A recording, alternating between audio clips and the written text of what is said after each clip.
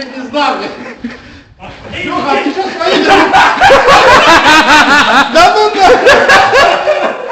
Подожди, так Юра там же был. Юра ушел вниз.